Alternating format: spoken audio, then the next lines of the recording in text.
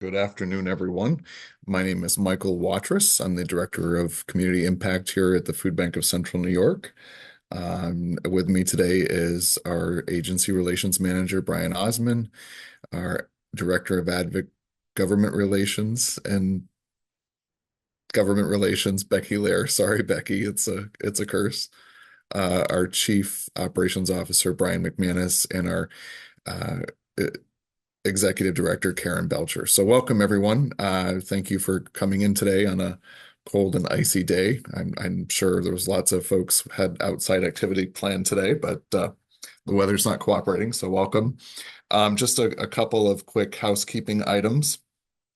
The meeting today will be recorded, and we will attempt to do our best to record or to post a very good quality recording of this meeting later on our website. So if anybody is not able to attend today, they will be able to catch up with all of the stuff that's going on. And so we'll have that posted on our website probably in a couple of days. You will notice when you came in that microphones have been muted. We do that to try to enhance the quality of the video and the audio as we have today's conversations. And we will take questions at the end of each portion. Today we have 3 or 4 different folks who are going to speak about different topics. We will take questions at the end of their segment. So if you have a question, put it into the chat box, and we will get to it as soon as they've gone through. And again, my name is Michael Watrous, and I want to thank you all for joining us. So I'm going to introduce Brian Osman, who has some announcements for us as well. Good afternoon, everyone. Once again, thank you for joining us. So I'm going to share just some updates, some different things that we have going on. So the first thing I want to update everybody on is the TFAP intake forms. I know typically they come out in February every year. We don't have those from the Office of General Services yet. So as soon as we do have them, we will get them out to you. So we will email them out. We will post them on our website, as well as we will put them in the pop-up box that you see when you log into Agency Express. We don't have an anticipated timeline for those. Usually it's early February, but it is a little bit at the state's discretion when those become available. So for the time being, continue to use the existing intake forms that you would have received last February. Um, we have our quarterly county meetings coming up. Those are kicking off for most counties next week. For a few other counties, mainly Herkimer, Cayuga, and St. Lawrence counties, those are hosted by another organization. So those are on a little bit different schedule than what we typically hold for the ones that we host.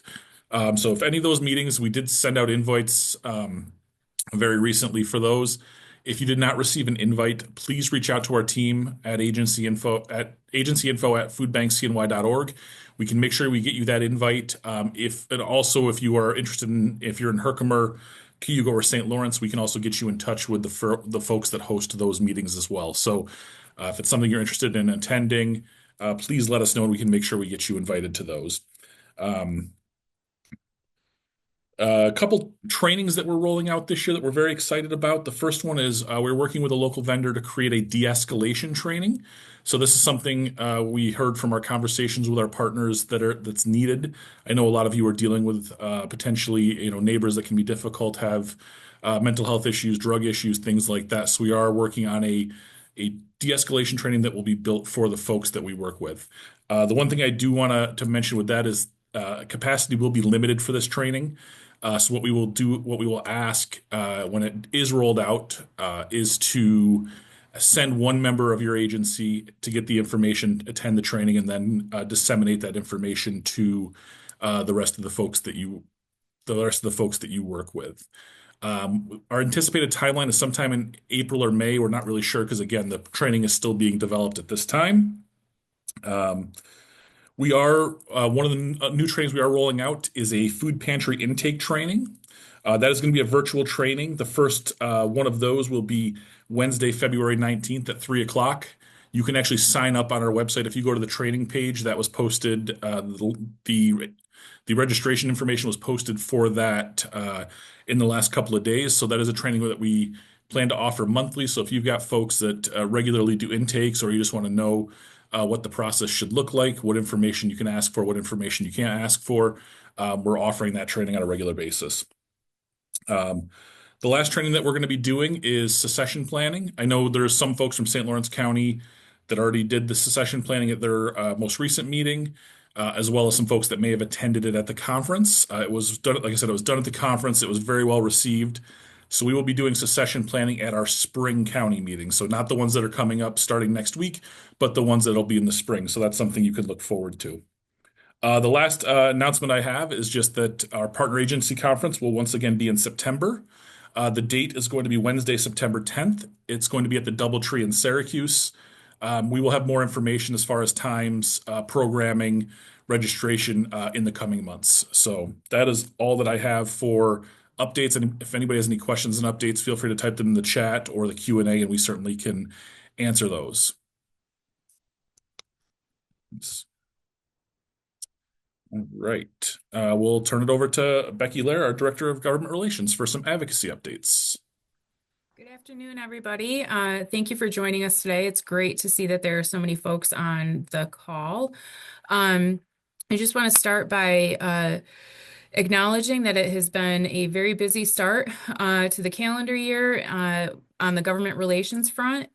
So this is just a reminder that the most effective way for us to get communications out to you quickly is via email. So please pay attention to both the advocacy newsletter coming from me, as well as any advocacy alerts that may be more time sensitive. That could be just a status update on things that are going on, or it could be an action alert that gives you an opportunity to get involved. Those would be primarily coming through email. We have occasionally also shared opportunities that will pop up on Agency Express with links to different action steps that you can take. So just wanted to remind you all of that. And then address in the most recent advocacy newsletter, there is an advocacy action step that you can take. We are in the midst of working on the state budget. Just as a refresher, the state budget is due by April 1st. So we have seen some tremendous progress around some of our priorities. And I detailed that further in the advocacy newsletter, but there is an action step that you can take, and that is participating in our Feeding New York State, which is the statewide coalition of food banks, and Food Bank of Central New York is a member of that. They have organized this call to action that is connecting you with your elected officials to advocate around our state budget priorities. So it only takes a couple of minutes to do. You just put in your information and your address, and it will send a message to your state senator, your state assembly member, as well as the governor, advocating around both increased funding for HIPNAP as well as Nourish New York, increasing the SNAP minimum benefit to $100, universal school meals, as well as fully funding SNAP outreach. So this is a very important action step that you can take. I strongly encourage you to do this. Feel free to share this throughout your networks as well and promote this. We're hoping to drive a lot of conversation and really hit home this message with all of our state legislators. We're very hopeful that this year we will see some significant progress in advancing our efforts to end hunger, and we can only do this with your help. So thank you so much for doing that. I'm going to put the link to that click to action in the chat now. And with that, if there are any questions, you can put those in the chat. Otherwise, I will turn this over to Brian McManus. Thank you, Becky. And thanks to everyone that's signed on. Good to see some familiar names out there. We appreciate you being here. I know that the main thing that people are always interested to hear about is food supply. So I will give you that rundown. And I apologize if some of this people have heard before, but I think it's always a refresher to give some insight into where all these different food sources come from. And so the first thing I want to talk about is our purchased food. And that is food that, of course, that we are acquiring, we're purchasing. There are some strengths to that we bring to the table, primarily the scale in which we can purchase, um, allows us to negotiate for better pricing and better opportunities. And that is how we establish our core inventory of items that you come to depend on. And that is in a lot of ways driven by the HIPNAP grant, not just because it's a significant amount of funding for those of you that are HIPNAP eligible agencies, but also because of the nutrition requirements that go along with that. And so all of those factors dictate or at least influence the items that we're purchasing to bring in to establish that core inventory. Some of the limitations of the purchasing program are the flip side of some of those strengths. So we do purchase in large scale amounts. And what that means is there is a finite amount of items that we can negotiate, store, and keep replenished. And so unfortunately, sometimes we do bump up against those limitations where we're not able to have every single item that every single agency or neighbor desires. But that does not mean that we don't want to know about those items. We always do. And so when you're in your county meetings and when you're in conversation with these folks from agency relations, and you're making these suggestions, trust that they are bringing that back to our food sourcing team. And our food sourcing team is, they will always attack any of those requests with enthusiasm. And we have a number of different ways to do that. But they love a challenge. So we always do want to hear about items that people are desiring. Just understand that sometimes it's just not a possibility. So I know that Michael and Karen will be discussing the HIPNAP grant and process in greater detail in a little while. But right now, what you need to know is from the purchasing side of things, our inventory on hand and what we expect to bring in is quite robust. While right now we're not seeing too many supply chain challenges, we do expect, as always, that if any kind of tariffs or trade disruptions go into place, that does impact what we do in a lot of ways. And I just want to reassure everyone on the call that our food sourcing team, Andrew Katzer and Joe Schusler and Sean Michael Woodworth, they're aware of these challenges and they anticipate them and they're being proactive.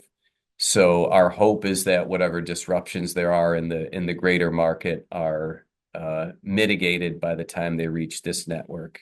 And as always, we'll be in communication. This, for people that have been around for a while, they understand that when disruptions happen, we try to always have an alternative for you, and we'll continue to do that. I'm also pleased to report from the purchasing side. So Becky mentioned Nourish New York and the need to kind of keep that on your mind when you are advocating or speaking with your elected officials. And I just want to reiterate how strong that is for this network. So we have and will continue to have a number of New York State grown products on hand. Initially, this was a pandemic response program that was successful and it was popular. And so New York State Ag and Markets and Department of Health have managed to continue to run this program with your support and with your words to the elected officials that influence this. And obviously it's working for this network. It's moving a lot of food. It's moving a lot of popular foods through there, things like the fresh produce that is around, dairy items, yogurt. But it's also working on the supply side. So initially when this program came out, there was limited choice for a lot of reasons for food banks to try to acquire. And what we've seen as this program becomes established and entrenched is the development of food systems that support our work. So within a few years, we were able to get New York State grown IQF frozen produce items that have been very popular. and that we continue to move. We're now seeing New York State produced meal items, like we've been able to bring in pierogies and ravioli, and these things meet those Nourish New York standards. And I think you're only going to see more and more of that if this remains consistent. So the program is great now, and the longer it hangs around, it gets greater. So please, anything you hear from Becky on that, do support it. I believe we have 26 different New York State items in our inventory now. If they are not available on the menu, then that just means there's more inbound, because we do keep those replenished, and that funding is there, it's in place, and you will see those items through the rest of this fiscal year, and then again the next fiscal year. And so as long as Nourish is there, that process works great, and it puts a lot of food out there at no cost to anyone. Doesn't hit any HIPNAP grants or anything like that. So a great program, and hopefully satisfactory products. We tried to really get some variety in through that. The next thing to talk about is donated food. So as you know, we acquire donated food primarily from the food industry. The largest source of that is, has been, and likely will be for some time, retail and grocery stores. And that continues to grow. There is, many of you are aware, there was a law put in place by New York State DEC. It was called the Food Scraps Law. Kind of, I don't know if that's the official title of it, but what it means is anyone that is generating food waste, any kind of producer or vendor or institution generating food waste, is mandated to first seek out a donation for that food, for viable food. And so that is driving donations, especially at the retail level. We're seeing grocery stores that were not that involved throughout the region historically start to become very interested, as now penalties are starting to occur. So what that means for you is there are a lot of items that come from those that make it into the inventory for everyone. And you may not know that they originated at grocery stores, but they did. But then there's also those local relationships that are in place and are able to be enhanced and grown. And so we are still not at a point where we have perfect matches for every willing donor in every community. So if you and your agency feel that you may be able to manage a direct from grocery store to agency relationship, there are opportunities, and I expect there to be growing opportunities. And so again, when you're in conversation with your agency relations folks, you can let them know that that's something you're interested in, and they will connect you with the appropriate team to try to match you up with those donations. That growth that we're seeing in the interest from the supermarket does also occur in the food industry at large. So we are seeing more donation opportunities pop up. Our records indicate some pretty steady growth in the donated food category, and our food sourcing team has been doing a great job about not only locally trying to make sure that we're connecting with everyone, but they are working some national relationships as well. And so you've probably been seeing both food items, non-food items start to appear in larger quantities. That wasn't always the case historically, and that's a result of the work those folks are doing. We recently moved in some pet food, which, you know, is unusual for us and seems to be quite popular. And we've had some non-food items, but also they're hitting the food items pretty well too. So that is something we're focusing on, is to make sure that those donated items are there, and that we're continuing to grow that inventory, because we know it's very useful, and everyone loves something that doesn't hit any grant money or anything like that. So we're working on that. The last category is the USDA or TFAP foods. I believe everyone's pretty familiar with those, but for those that aren't, that is the USDA's Federal Commodity Program. We refer to it as USDA or TFAP, which stands for the Emergency Food Assistance Program. And that program, the way that works is really there's two categories. The first is something we call entitlement, which allows us some choice in getting foods in. And we try to use that the same way we do with our purchasing program to identify foods that we know people like, that we know the neighbors are requesting, that we know meets with your nutrition plan. And we try to make sure that we get those in and prioritize those. The second is bonus, and that is things that USDA reaches out sporadically and they say, here are some truckloads of available food. Do you want them, yes or no? We always say yes. And those are foods that generally tend to be a little bit outside of the scope of your normal food planning, things like dried fruits or juices. But it's also occasionally really, really desirable things like protein items, chicken, meat. And so that's how that works. What I can tell you is right now, that's a pretty strong program as well. I know that people that have been around for a while, a few years ago, I think it was maybe as we rounded the summer of 23 into the fall, there's a little bit of a lull in that program that went away and we're not seeing right now. We're looking at 40 truckloads of items in, 32 truckloads of items in between now and April. And that's confirmed, approved. That's as far ahead as we know for sure. It's more than that we have reserved going into the summer. But we like to wait until final confirmation before we start stating those numbers.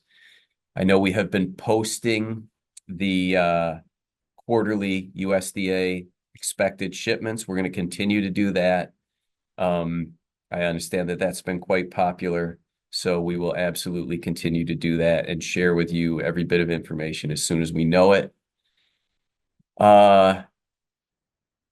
Beyond that, I do want to thank everybody. I know that this has been a real winter for everyone that had a little bit of a reprieve for the past 2 years. And for our transportation staff, for our truck drivers who are out there delivering to you, I want to extend my sincere gratitude on their behalf for everyone that is keeping their parking lots clear, that is making sure that when that truck arrives, that you're shoveled and you're salted and you're ready to go. One of the downsides of the equipment they use is it is not all-wheel drive. The wheels don't do well in any kind of precipitation or any kind of soft surface. So it doesn't take much to make that a dangerous situation for them. So we're very, very grateful to everybody that's doing that and looking out for those guys. So thank you. And if you get into a situation where there is some snowfall or there's some weather and you're not able, for whatever reason, to get that cleared before you're expecting a delivery, please just let someone know. We're happy to work with you to see if there's another time that we can get it to you. But the sooner you let us know, the better, because they cannot shovel it for you. It's just, it can't happen. So we appreciate your support in that regard. As always, any questions about food products or anything, please put them in the Q&A. I know that we're moderating those, and I'm happy to answer them as the call goes on. Yeah, we've got a few questions. We will also take some questions at the end as well. The first one is from Joe Walker. He said, "Thank you for recognizing the importance of having halal chicken. Will it be consistently available over the near future?" Oh, okay. That's a great question, Joe. So that's one of those things that is becoming more and more available. I don't want to guarantee something I can't deliver on, but halal chicken is now more available to us in a variety of ways than it was before. We have the supply chain and we have that lined up. And so if it's desirable to the network, we can get it. So yes, it's not something that's going away as long as there's demand for it. The next question was about Dollar General. They asked if they should be donating directly to pantries. I know we may have some relationships with them, but I'm not sure what the. So we don't have an official Dollar General relationship, and just a little background on that. There are some national chains, like for example, Walmart, Target, um, BJ's Club, that have a national level relationship with Feeding America. And if we use Walmart for an example, what that means is that Walmart will only donate their their food donations to members of the Feeding America network. And the benefit of that to us in the Feeding America network is it's a lot of food, and there are a lot of Walmarts, and there's a lot of volume, and it's been great for us. The benefit to Walmart is that they know what they are getting with their donor recipient. They know that this is a reputable, for that all of us, all you on the call, are reputable organizations. They know that you're trained in food safety. They know that you have everything in place that you need. So it's a great reciprocal relationship. Dollar General is a national chain, and that relationship with Feeding America, it looked like it was in place a few years ago. And what was happening is we were kind of regularly getting updates. Dollar General is going to roll out soon. Dollar General is going to roll out soon. And it just never happened. I don't know why. There's no reason that a local Dollar General could, as far as I know, could not or would not donate directly to one of your agencies, but we have no relationship to speak of that we could leverage for that. There was a question about who they should contact if they're interested in the retail opportunities. Please contact our agency relations team, agencyinfo at foodbankcny.org, and we will connect you to the folks in procurement that can help set that up. The next question is, will non-shelf stable half gallons of milk be available again? Oh, yes. Yes, good question. So we were talking about that earlier today. We did just get a source for New York State fresh refrigerated milk that I can't tell you exactly when, but also any day now we are expecting USDA fresh milk to come in. Generally, when that happens, we try to boost it a little bit on the Agency Express site because that's got to be a quick turnaround. One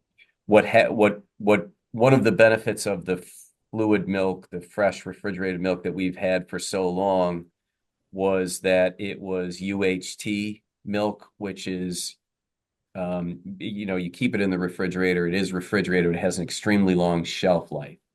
And so that's great for our process and our network, because it comes from us to you, to the neighbors, and there's a little bit of a lag time there. And the source of that no longer was producing it. And so that's why we moved exclusively to the shelf stable. And I think we've now found another source with that longer shelf life. So that's really the gap on it. That's the challenge with the fluid milk. It works great with the longer shelf life, but without it, it can be a challenge to keep it in stock and move it at the right velocity. There was also questions about shortages of bread. People have said it hasn't been on the menu as readily available as it has in the past. Yeah, so you're probably talking about, there's an item I think it's called donated sliced bread. I don't know exactly but it's a box of sliced bread that we used to have pretty standard on the menu, sometimes in very, very high volumes. And there were two primary sources of that both have had disruptions to their production. One of which was a bakery here that actually closed and moved away. So what we are trying to do is drum up that bread from all the sources that we can, but also continue to talk with that bakery to see what we can do to try to source that from any other location they might have. So yeah, that has been a noticeable disruption, and it's unfortunate, but we are working on it. We'll do a couple more questions, and we can save some more till the end. There was a question about, can you tell me the quantity of the orange and pear box? I'm not sure, Mary, I'm not sure what you're asking. I don't know if you're looking at overall quantities or the quantity of what's in the box. I'm not. So generally with any kind of produce item, if there's an actual, account to it as issued, or if it's a bagged item that might be 12 3-pound bags, for example, that'll be listed on the item card. If it says, 40 pounds bulk, it's 40 pounds of variable sized fruit. So that's kind of the best I could say. I don't have it in front of me, but if you use that. There was a question about are cereals coming back to the menu? Yes. Yeah. In fact, I think we may have received cereal delivery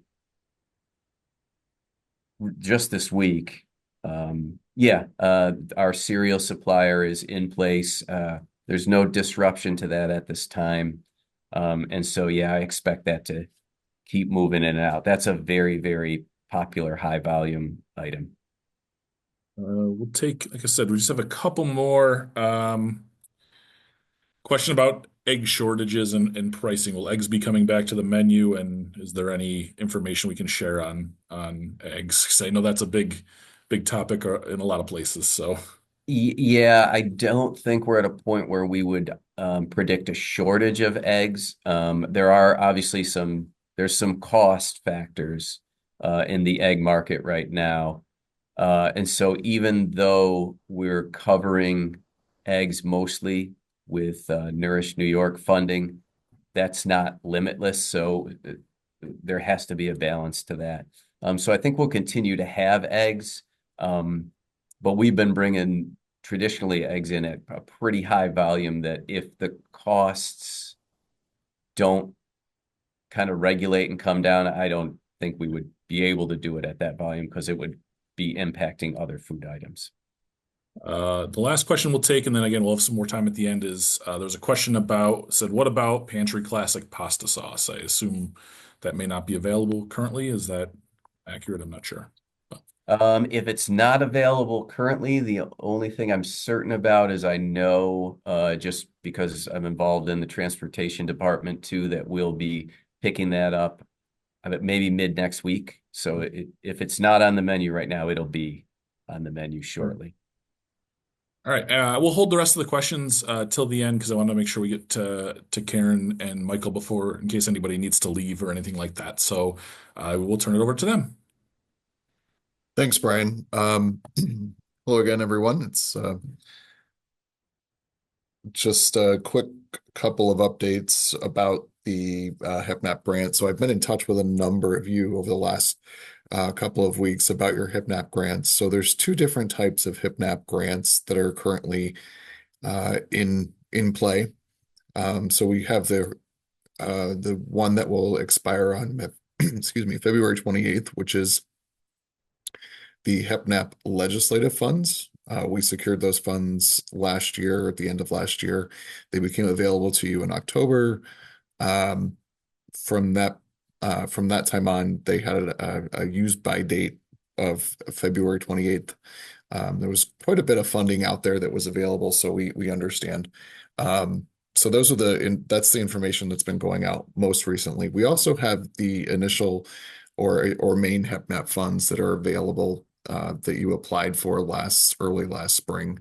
And those are still available and on your accounts for those of you that have balances there. So those are the two different HipNAP funds that are out there right now.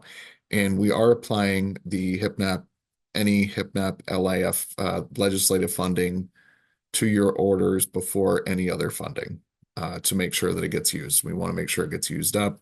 So some of you do have some pretty significant balances on your HipNAP LAF to use by the end of February. If you're not able to order stuff to store ahead for the next few months, then please let me know as soon as possible so that we can redirect those funds so we don't lose them. We want to make sure that someone within the Food Bank of Central New York network can use that funding if they need it. So please do let us know.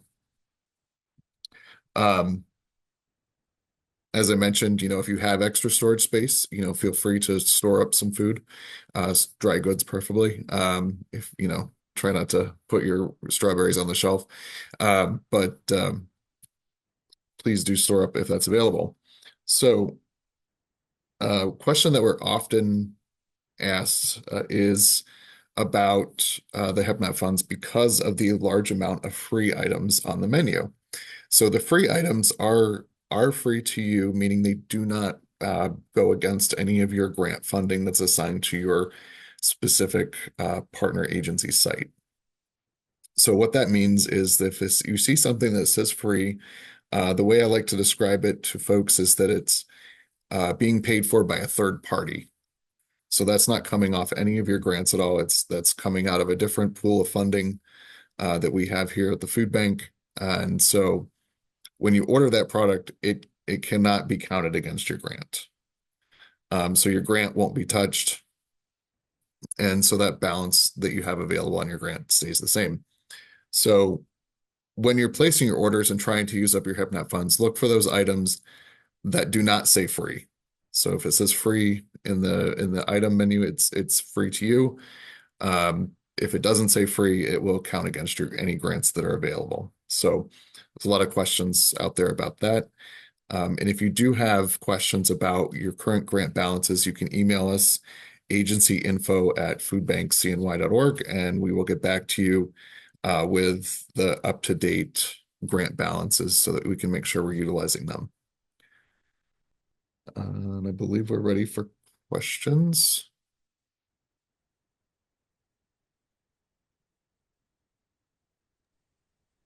So we do have a couple of questions. The first one is, must HIPNAP funded items be identified with the WH asterisk or with WH? So the HIPNAP items must have the asterisks on the description. So it has to say WH asterisks. Otherwise, it's just a wholesale item that is not necessarily eligible for funding. There's a question, why are the value-added process items, the VAP items, not covered by HIPNAP anymore? That's a recent rule change on HIPNAP's part. There was a question, is there a minimum dollar amount to order for food truck delivery? The answer is no. There is a minimum case count. So you need to order a total of 40 cases. And of that 40, at least 20 needs to be wholesale. So it can be 20 wholesale, 20 anything else. And obviously you can order in excess of 40 cases as well. So as long as it's 40 cases and 20 is wholesale, that would qualify for delivery.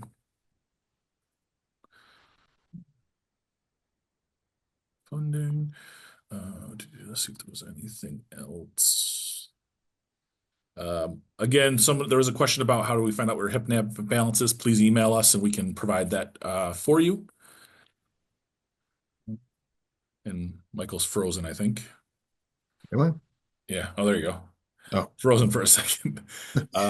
Probably literally and figuratively at the same time. Okay. That's all we had for that section. Let me see. There might be one more. All right. So will we be living with the HIPNAP fiscal year changes that we experienced last summer? Has there been any changes to the rule since last year? So the answer to that is yes, we will be living with the changes that they started making last summer. So you may see a minor decrease in inventory items May, June. Brian and his team have done a really great job of trying to map that out so that any disruptions are very minimal. Yeah, I could jump in here if I... Please. Yeah, so the rules are still the same for that we must drain our inventory and then basically start fresh July 1st for HIPNAP eligible items. What hopefully is different this year is that we're more prepared for that on our end. There's no way to make it entirely seamless, but what we want to do to mitigate that is to make sure that there's plenty of HIPNAP eligible items available now, and for you to utilize all of your HIPNAP grant to, now that we all know this, to stock up the best you can in advance of that changeover. We're going to keep the New York items going. We have been able to stagger a little bit of USDA so that the inventory there remains strong.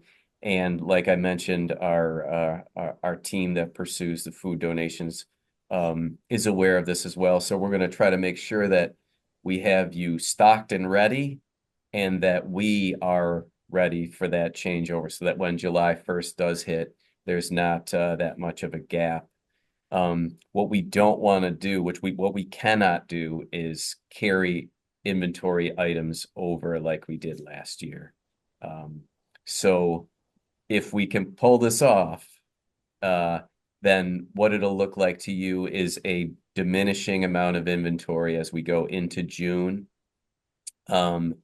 And then quickly escalating inventory of HIPNAP eligible items from July 1st onward. So it's not seamless. There's just no way to make it seamless, because we truly do have to have that product gone and then have to bring new product in. But there was a lot of pain points this year that I think we have figured out and can make them less painful. A couple more questions. There was a question about milk cards. Can they be ordered and mailed out if they don't have a delivery? Yes, we can do that. So just when you order them, please just send us an email, and we can certainly put those as far as I'm aware, we can put those in the mail to you if you don't have a delivery scheduled. That shouldn't be an issue. There was a question, are there plans to break down protein points to meat and dairy as discussed at the conference? There's been some more recent changes at that, so I will give a plug for our upcoming county meetings. Deb Meir-Maglu, our nutrition resource manager, will be at those meetings to discuss what's happening with that and answer any questions you have as far as the HIPNAP meal package changes. So again, if you didn't get an invite for those, please reach out to me and I will get you an invite to those meetings. The next question, I know Brian will want to talk about, will salmon be available from the project that was reported in the news? Yes, it will. Yes, it will. So for anyone that didn't see, there was unfortunately a salmon aquaculture facility that closed in Auburn, New York, and they made the very generous decision to donate all of their salmon in stock to local organizations, primarily Food Bank of Central New York. We were the ones that were able to get most of the product. So what has to happen is that salmon is at a processor, because we don't just take live fish and butcher them here. We don't have that capability. So it will come to us from the processor. And again, we made a call to New York Ag and Markets and Department of Health and said, we're going to incur some processing costs for this salmon. Is that eligible to be covered by Nourish New York? Their response was yes, because they are very supportive of us and great partners. And so when that salmon does arrive in our facility, it will say VAP salmon fillets. It won't say WH. It'll say the VAP in front of it. And if there's a per pound cost that you see, that will be covered by the Nourish New York grant. So yes, the salmon will be here. We don't know the total yield yet, because what we know is the fish that left the tank. And then after processing, it's less than that, but it'll be significant. It'll be a good amount of salmon. So. All right. There was a question about the county meetings. Yeah, we can, the ones that are virtual, we can record and post, so we can make those available. The There was a question from Heather. Do we get that from you? I thought that was through Interfaith. I'm not sure. Heather, I'm not sure what you're asking. If you want to clarify your question, I am not exactly sure, but that is the fish. The fish is going to come through the food bank. So there were some other partners, I believe, that worked on the project as well, but the majority of it will be coming. I think all of it comes through is going to come to the food bank. So Yeah, I think Syracuse Onondaga Food Systems Alliance was involved, and they may have been able to manage some of the processing of fish themselves, but the vast majority, Food Bank of Central New York was able to acquire. one more question about the food scraps law. Are restaurants penalized for food waste? I'm not sure if anybody knows that or not. I do know. So there is built into this food waste law the possibility of penalties for those that are not meeting the requirement. As far as restaurants themselves, there's a minimum threshold before you are faced with this, or before you can be penalized, before you're even forced to deal with it. And most restaurants, at least individual ones, don't come anywhere close to that. The only food service that might make that is a massive dining, like a dining hall at a large university or a hospital commissary or something like that. Restaurants generally run pretty lean, and they're not tremendous food waste generators.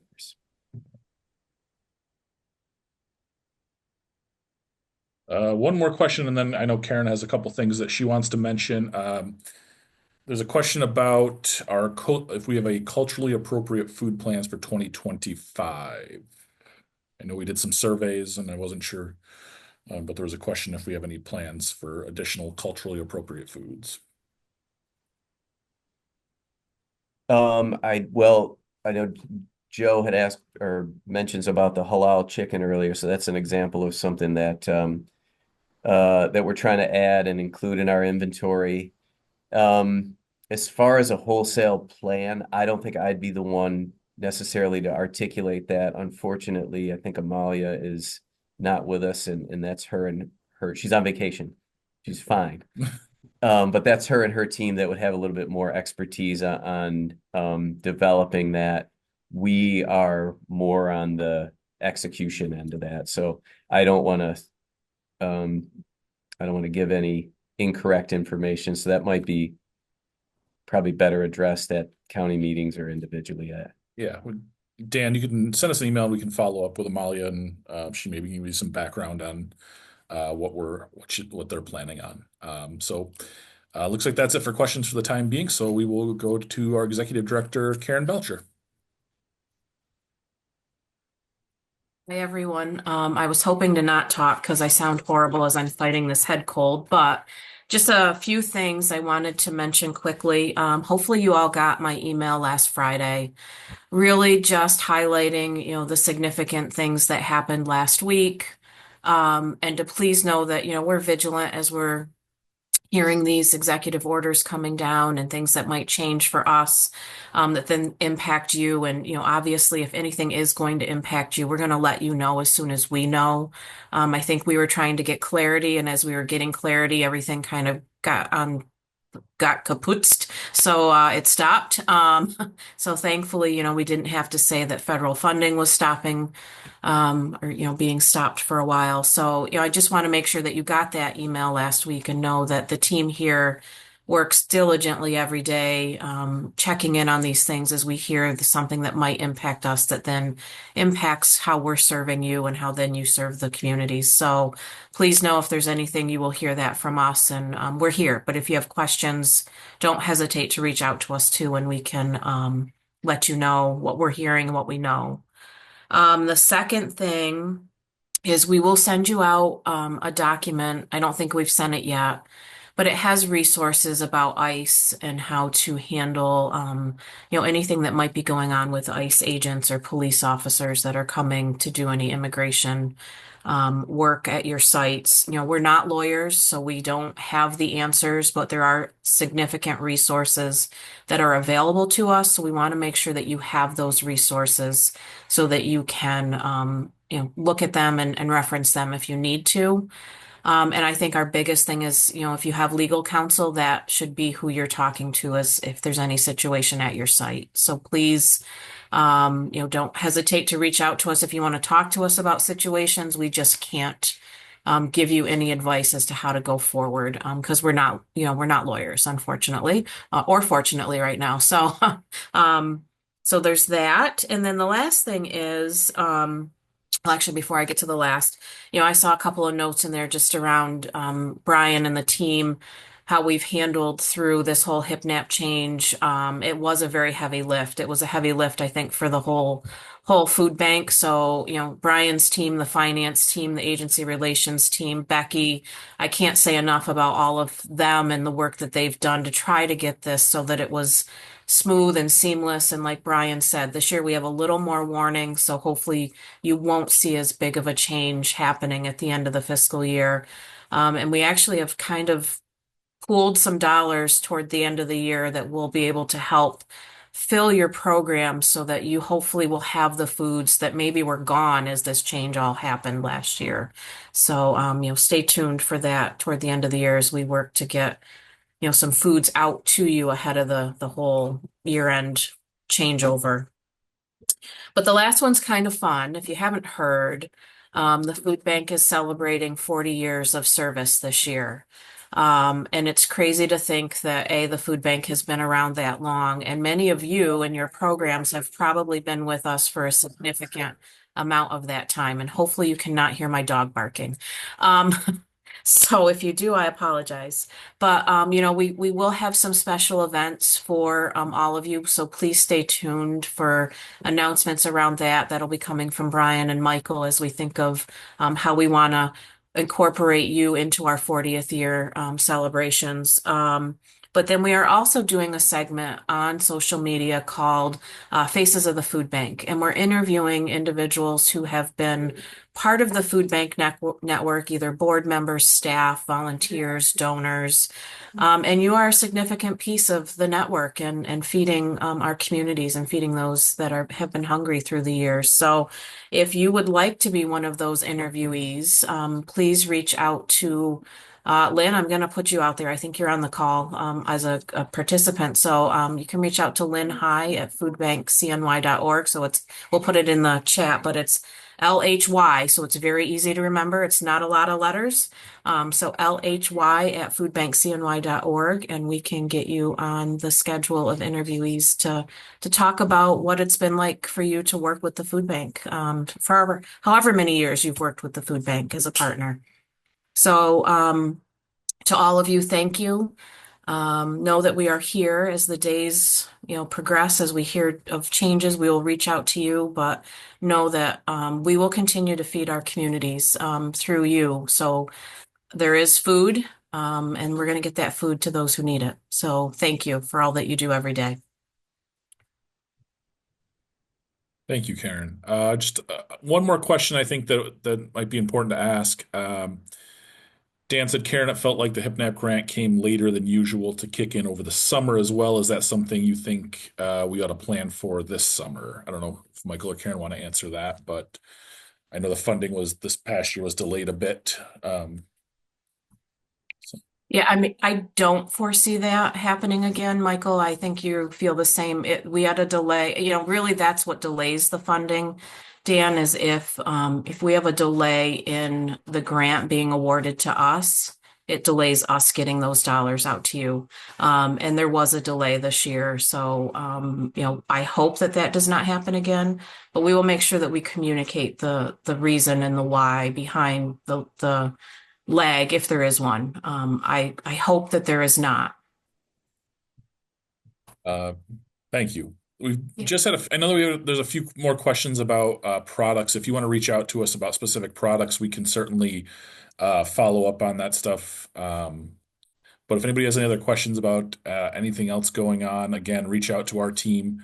And if we don't know the answer, we'll certainly follow up with the folks at the food bank that can answer those for you. And I did see Joey Johnson, our Service Insights Coordinator, just put his email in the chat as well. If you're not on the waiting list for Service Insights, which is an online pantry registration software for food pantries, feel free to reach out to Joey. You can also email us, and we can get that information over to Joey and his team as well.